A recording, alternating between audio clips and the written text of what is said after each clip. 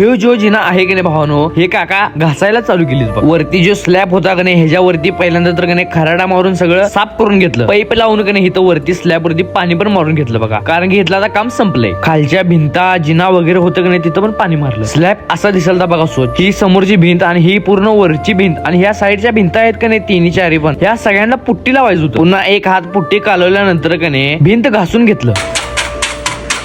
इथं वरती एक दादा बसून का नाही हिने पण भिंत घासून घेतली बघा. डायरेक्ट म्हणजे का नाही वॉल पुट्टीचं काम एकदम फास्ट मध्ये आवरायचं चालू झालं बघा. हे एवढं करूच पर्यंत का नाही हे जे साईडचे कोपरं होते का नाही हे भावानं छन्नी हातोडी घेऊन का नाही पूर्ण लेवल करून एका सुपलीमध्ये भरून घ्यायला चालू केलो बघा. हे कचरा एका पोत्यामध्ये घातलो. तेवढ्यात म्हणजे का नाही वॉल पुट्टीचं काम सगळं जे होतं का नाही पूर्णपणे कम्प्लीट झालं बघा. कसलं दिसाले खतरनाक. ह्या एका कोपऱ्यातली खिडकी आणि ही वरची खिडकी का नाही भावानो कलर करायची होती. ह्या दोन्ही खिडक्या पण का नाही पूर्णपणे कलर करून घेतलं. सपोर्टला सी चॅनेल जे होतं का नाही ते पण प्रॉपर मध्ये कलर करायला चालू केलं आणि आपला जो जिना पण होता का नाही तो पण करून घेतला बघा. ह्यो बारका जिना करून ठेवलेला पहिला. आज एवढं काम झालं बघा. व्हिडिओला नक्की लाईक करा, शेअर करा आणि पेजला फॉलो करा.